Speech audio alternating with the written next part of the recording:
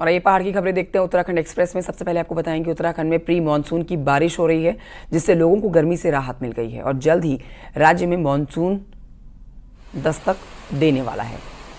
वहीं बरसात के सीजन में सुरक्षित चारधाम यात्रा कराना प्रशासन के लिए किसी चुनौती से कम नहीं है, क्योंकि बरसात में चारधाम रूट पर बने हुए डेंजर जोन में भूस्खलन हो जाता है।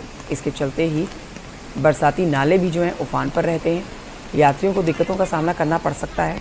और अब आपको बताएं कि कई बार हादसे भी होने का खतरा रहता है।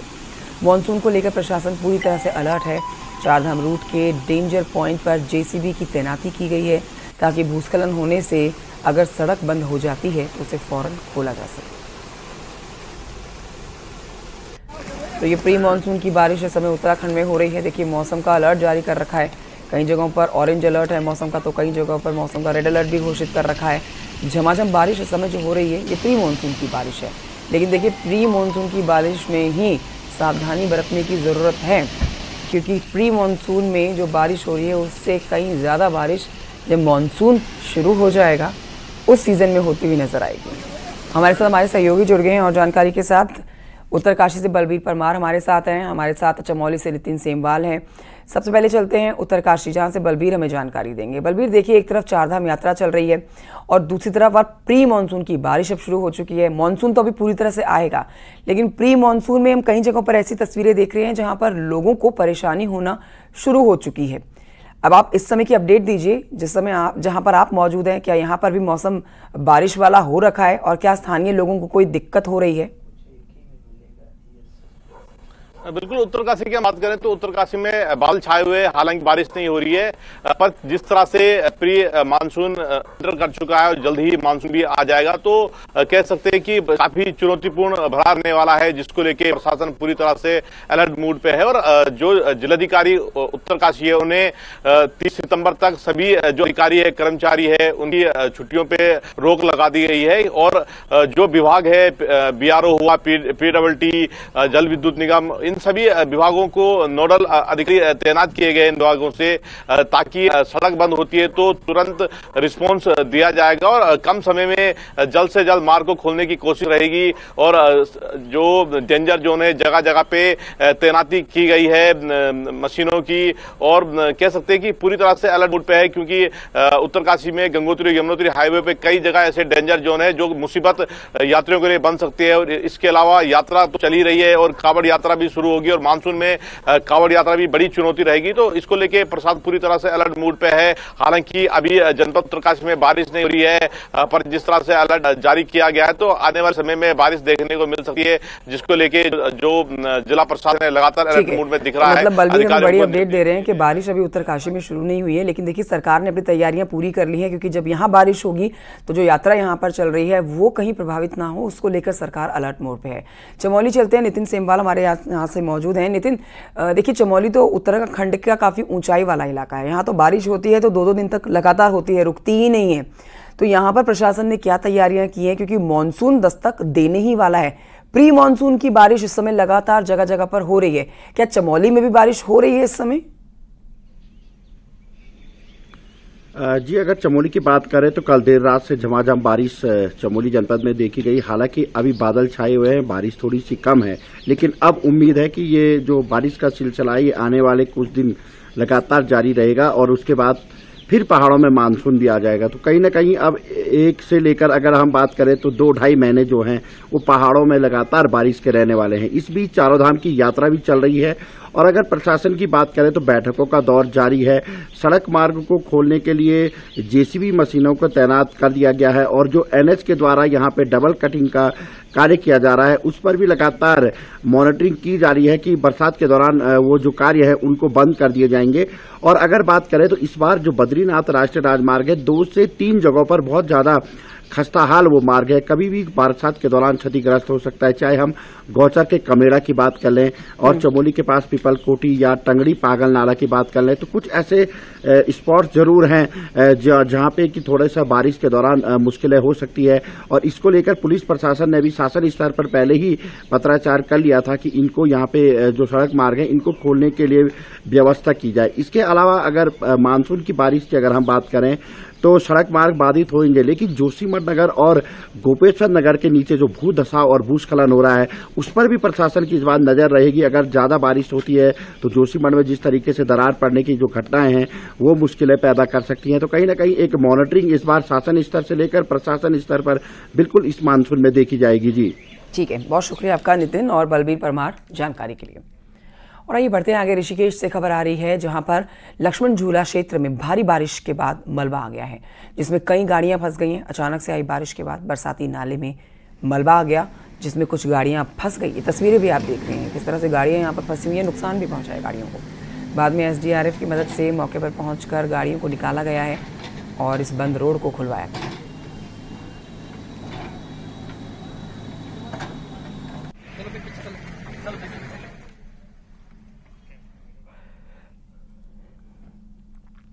उत्तराखंड में एक बार फिर से केदारनाथ जैसी आपदा के हालात बन रहे हैं, क्योंकि उच्च हिमालयी क्षेत्रों में वैज्ञानिकों ने 13 ग्लेशियर में झील चिन्हित की हैं, जो कभी भी टूटकर निचले इलाके में तांडव ला सकती हैं।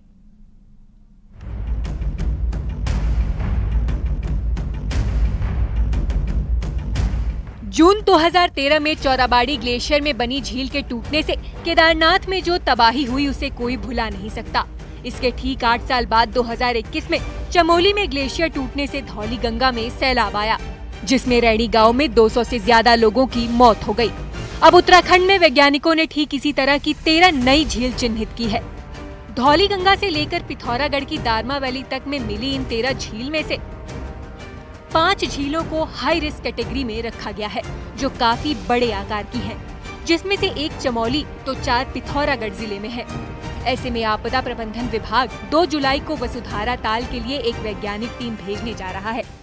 तो 2 जुलाई से लगभग यहाँ वसुधारा में जा रहे हैं और वहाँ के लिए पिथौरागढ़ में 4 लेक हैं। उसके लिए जैसे ही आईटीबीपी की इन्फॉर्मेशन आएगी कि अब लेक मेल्ट कर गया है, अब स्टडी के लिए बिल्कुल रेडी है, तब हम प्लान कर लेंगे वहाँ भी जुलाई अगस्त में उसको भेजना। अब जो झील कभी भी बर्बादी ला सकती हैं, उनमें चमोली में धौली गंगा बेसिन में वसुधारा ताल, पिथौरागढ़ की दारमा घाटी में 2 झील, पिथौरागढ़ की लसार यांगती वैली में 1 झील, पिथौरागढ़ की कुटी यांगती वैली में भी 1 झील।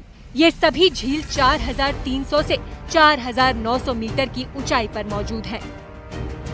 वैज्ञानिकों का कहना है कि ग्लेशियर में बनने वाली झील मिट्टी, पत्थर और रेत से भरी होती है और पानी के साथ यही मलबा झील टूटने के बाद तबाही का कारण बनता है। सरकार अगर इसकी मॉनिटरिंग प्रॉपरली करती है, किसी एजेंसी को उसकी जिम्मेदारी देती है, तो उनको जिम्मेदारी ये भी देनी चाहिए कि अगर ये फट गई लेक तो इसका जो पानी आएगा, जो नीचे जो है बाढ़ लाएगा, उससे कहाँ तक जो है कौन सा क्षेत्र प्रभावित होगा, तो उसको चिन्हित करके वहाँ पर पहले से ही जो है लोगों को अलर्ट कर देना चाहिए। ग्लेशियर लेक की इन सूचनाओं को लेकर सरकार अलर्ट मोड पर आ गई है। अभी इन झीलों का आंकलन सैटेलाइट तस्वीरों के आधार पर किया गया है। अब फिजिकली साइंटिस्टों की टीमें ग्लेशियर एरिया में भेजकर इनका आंकलन किया जाएगा। उसके बाद ही कोई फैसला लिया जा सकेगा। देहरादून से न्यूज़ 18 के लिए सुनील नवप्रभात की रिपोर्ट।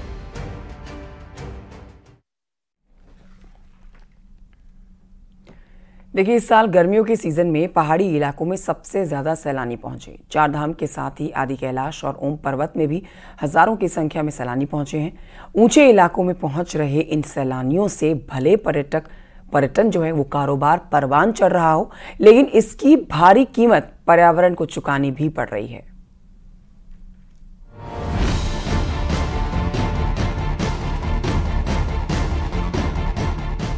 बीते सालों में कम बारिश और बर्फबारी के कारण ग्लेशियर टूट रहे हैं और एक रिसर्च के मुताबिक हिमालय रेंज में हर साल 20 अरब टन का आइस लॉस हो रहा है। ग्लेशियरों पर मंडराए इस संकट ने पर्यटकों की चकाचौंध को और बढ़ा दिया है। अकेले पिथौरागढ़ में बीते सालों में दारमा और व्यास घाटी में लाखों सैलानी पहुंच चुके हैं।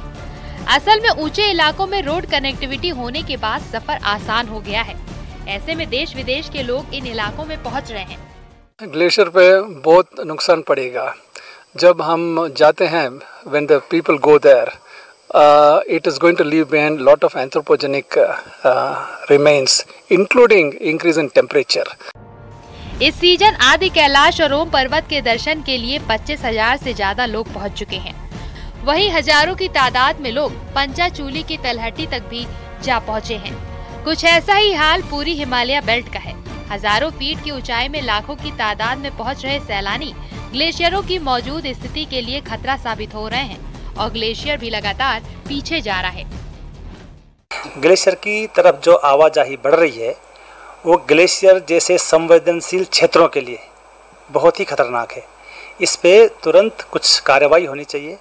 सभी हितधारकों को उसमें मिलकर काम करना चाहिए। आवाजाही बढ़ती है, उसके आसपास कैंपिंग होती है, उससे माइक्रो क्लाइमेट पे बहुत बुरा प्रभाव पड़ता है। ऊंचाई वाले इलाकों में रोड बनने से सुरक्षा तंत्र तो मजबूत हुआ है, साथ ही पर्यटन कारोबार भी बढ़ा है, मगर इसकी भारी कीमत पर्यावरण को चुकानी पड़ रही है। न्यूज़ 18 के लिए किशन जोशी के साथ पिथौरागढ़ से विजयवर्धन उप्रेती की रिपोर्ट।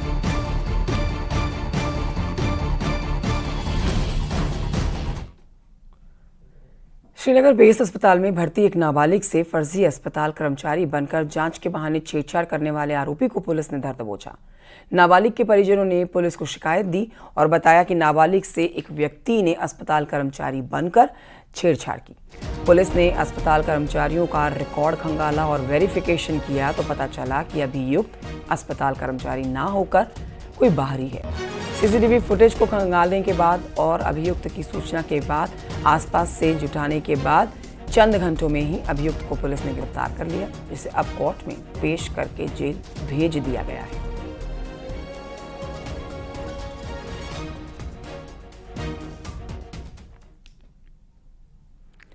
खबर विकासखंड से, जहां पर विकासनगर में यहां पर सहसपुर थाना पुलिस ने चेकिंग के दौरान 2 नशा तस्करों को गिरफ्तार किया है। लग्जरी एसयूवी गाड़ी से दोनों को गिरफ्तार किया गया है। इनके पास से करीब 1.5 किलो चरस बरामद की गई है, जो कि अवैध तरीके से लेकर जाई जा रही थी। पकड़े गए आरोपी जितेंद्र त्यागी और नावेद यूपी मुजफ्फरनगर के रहने वाले हैं और आरोपी ने बताया है कि वो रोहित आर्य के साथ हैं। बागेश्वर से ये चरस खरीद कर लेकर आए हुए हैं। बिन्नी नाम के युवक से ये चरस खरीदी गई है।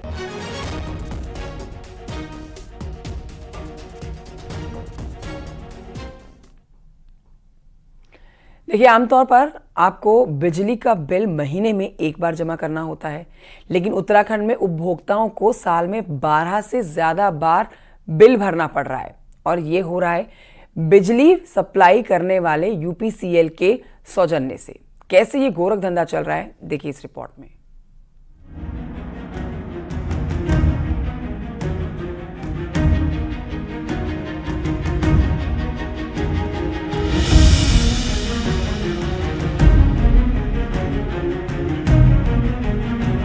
देहरादून के रहने वाले अमर सिंह दुंता बिजली का बिल लगातार भरते हैं और जब उनके पास 1 महीने से भी कम समय में बिल आने लगे तो उनको दाल में कुछ काला दिखा। आरटीआई से जानकारी मांगी तो जो जवाब मिला वह हैरान करने वाला था। दरअसल देहरादून समेत राज्य के कई हिस्सों में बिजली उपभोक्ताओं को हर महीने बिल मिलता है। आपने जितनी बिजली खर्च की होती है उसका बिल तो आप देते ही हैं।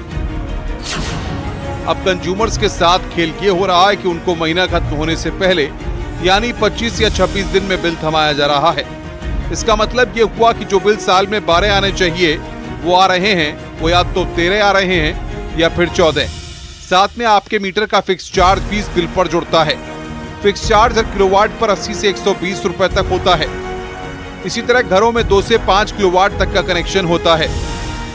अब ये बिल मेरा आया है 15 मई से 9 जून तक का 25 दिन का। इन्होंने 340 रुपए मेरे से फिक्स चार्ज ले लिया। इससे पहला बिल आया था मेरा, दिया था इन्होंने मुझे 24 दिन का। 24 दिन में इन्होंने 340 फिक्स चार्ज ले लिया।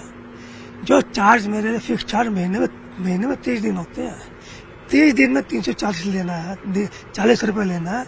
ये उसका दिन घटाते जा रहे हैं, कभी 24 दिन, कभी 25 दिन, कभी 22 दिन, कभी 27 दिन।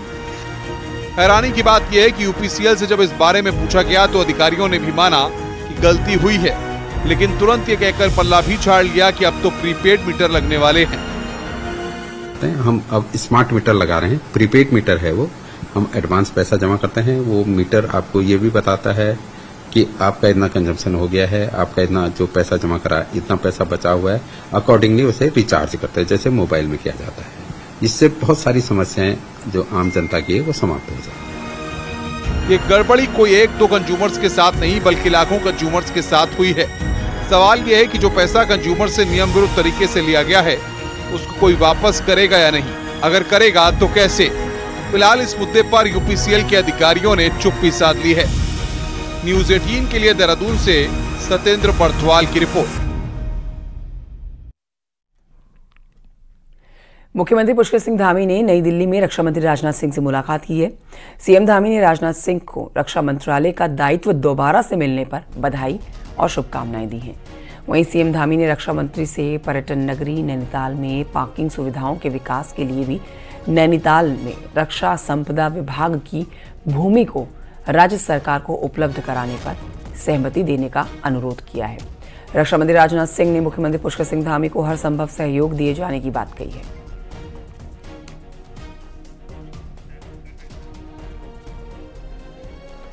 मुख्यमंत्री पुष्कर सिंह धामी ने कल दिल्ली में बीजेपी के राष्ट्रीय अध्यक्ष और केंद्रीय मंत्री जेपी नड्डा के साथ मुलाकात भी की है।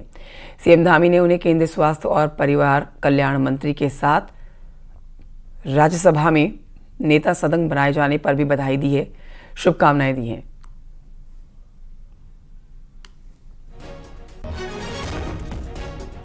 ये दो तस्वीरें आपके सामने हैं। जब देखिए पुष्कर सिंह धामी जब दिल्ली में मौजूद हैं और सत्र का हिस्सा बन रखे हैं, ऐसे में न सिर्फ प्रधानमंत्री नरेंद्र मोदी से कल उन्होंने मुलाकात की, उसके बाद रक्षा मंत्री राजनाथ सिंह और बीजेपी के राष्ट्रीय अध्यक्ष जेपी नड्डा के साथ भी उन्होंने मुलाकात की है। गृह मंत्री अमित शाह के साथ भी उन्होंने मुलाकात की थी और इन मुलाकातों के मायने आप कई ज़्यादा ले सकते हैं कि अपने प्रदेशवासियों के विकास के लिए प्रदेश में चल रहे नए प्रोजेक्ट्स पर और ज़्यादा सहायता पाने के लिहाज से ये मुलाकात काफ़ी अहम मानी जा रही है।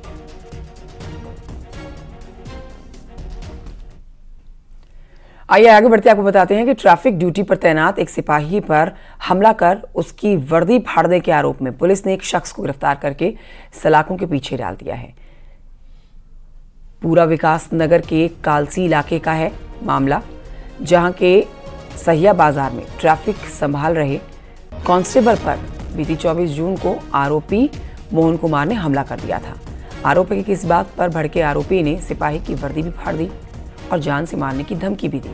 स्थानीय लोगों ने किसी तरह से कांस्टेबल को बचाया था, जिसके बाद आरोपी के खिलाफ केस दर्ज किया गया और अब उसे जेल में डाल दिया गया।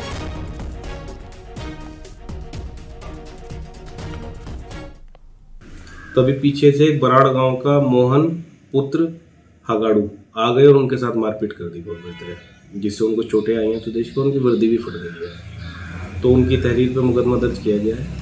अभी विवेचना चल रही है। चौकी इंचार्ज विजय सिंह उसकी विवेचना कर रहे हैं। कल उसे कोर्ट में पेश किया गया था, तो वहाँ से माननीय न्यायालय द्वारा उसका न्यायिक रिमांड जो है स्वीकृत किया गया है। वहीं आपको बताएं कि पहले सौंदर्यीकरण के नाम पर करोड़ों खर्च किए गए और अब जब निर्माण पूरा होने वाला है तो अब तोड़ने की नौबत आ गई है। नैनीताल में ऐसा क्या चल रहा है, देखिए इस रिपोर्ट में।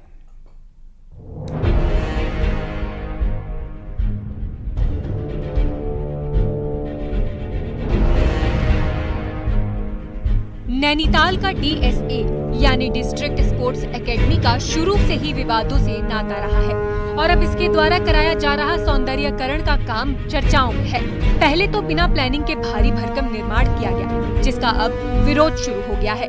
तो मैदान से पानी निकासी के लिए कोई प्लान ही नहीं बनाया गया। तो अब बारिश के बाद वहां जल जमाव हो गया। इस मैदान में साल भर कई तरह के आयोजन होते रहते हैं, जिसमें सबसे बड़ा महोत्सव तो नंदा देवी दुर्गा महोत्सव होता है, जिसमें हजारों की संख्या की भीड़ भी उमड़ती है। लेकिन इस तरह की भीड़ के नियंत्रण के लिए कोई इंतजाम नहीं किया गया। जिसमें नंदा देवी महोत्सव मेन है, दुर्गा पूजा का महोत्सव है, दशहरा महोत्सव है और 26 जनवरी का प्रोग्राम होते हैं। कितने मतलब इवेंट सरकारी और हमारे त्योहार इस उसमें होते हैं। उसके लिए जनता कहां से निकलेगी और कहां को जाएगी। जिला प्रशासन ने नैनीताल के पंत पार्क से लेकर नैना देवी मंदिर तक सौंदर्यीकरण के कार्य शुरू किए हैं। पहले करीब 1.5 करोड़ की लागत से दीवार का निर्माण कराया गया और फिर रेलिंग लगाकर मैदान को ही बंद कर दिया गया। वहीं नगर पालिका के सामने भी रेलिंग लगाकर व्यू को खराब करने की तैयारी है, जिसका विरोध होने वाला है। उधर अब डीएम ने मैदान में होने वाले बड़े इवेंट को देखते हुए निर्माण में कुछ बदलाव की बात कही है। क्राउड को मैनेज करने के स्थान छोड़े जाएं, उसके लिए हमने विभाग को पूर्व से ही उसमें स्लाइडिंग डोर इस तरह का बना दें जिसमें वो रेलिंग के स्वरूप में भी रहे और भविष्य में कभी यदि खोले जाने की आवश्यकता हो तो उसको खोला भी जा सके। इसके लिए हमने विभाग को ऑलरेडी चेंज करने के लिए निर्देशित कर दिया है। कुछ सुझाव इसमें रेलिंग के डिज़ाइन को लेकर भी आए हैं जिसमें कुछ अव्यवस्थाएं हो रही है, उसमें भी हम लोग परिवर्तन करने का प्रयास कर रहे हैं। जहां जहां संभव होगा उसको हम लोग इनकॉर्पोरेट करेंगे। नैनीताल का डीएसए भ्रष्टाचार के मामले में पहले से ही विवादों में रहा है, लेकिन अब प्रशासन के काम पर भी सवाल उठे हैं, क्योंकि बिना किसी प्लान के ही क्यों इस तरह के निर्माण कार्य को शुरू कराया गया, जिसे बाद में तोड़ना पड़े। न्यूज़ 18 के लिए नैनीताल से वीरेंद्र बिष्ट की रिपोर्ट।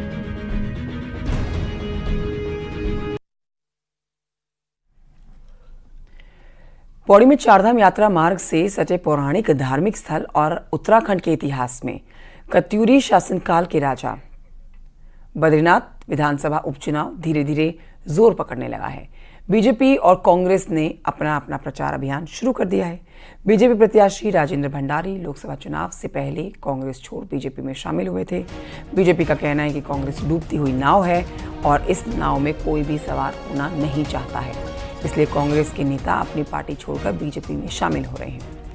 बीजेपी प्रत्याशी राजेंद्र भंडारी ने कहा है कि मेरा सपना है कि चमोली जिले में एक मेडिकल कॉलेज खोला जाए, साथ ही किसानों को भूमि का अधिकार मिले, जिसकी लड़ाई मैं पिछले कई सालों से लड़ रहा हूं।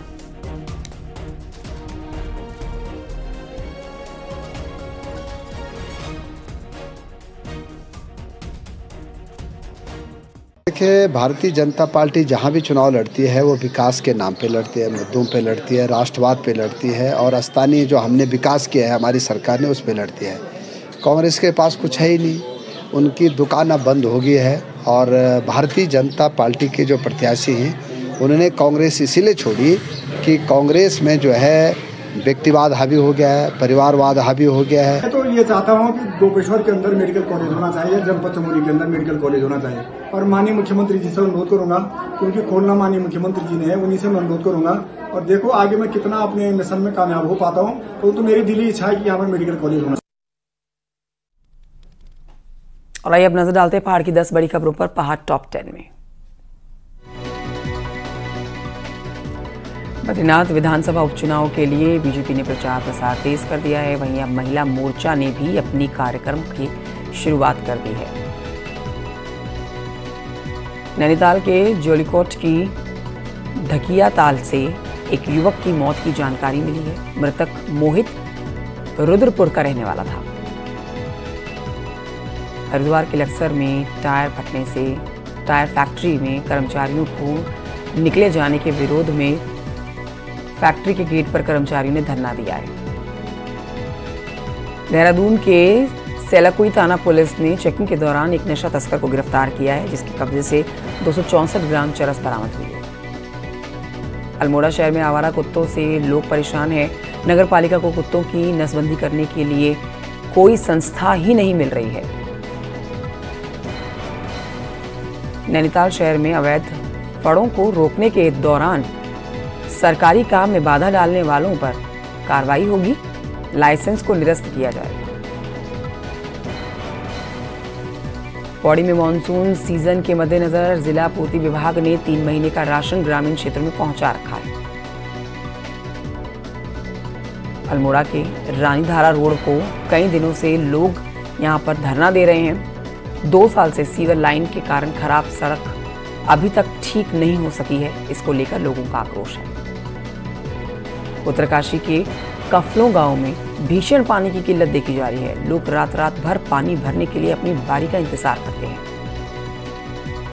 और चक्राता के कई इलाकों में पानी की भारी समस्या शुरू हो गई है, जिसके चलते रोजाना महिलाएं दूर दराज इलाकों से पानी भरकर लाने के लिए मजबूर हैं।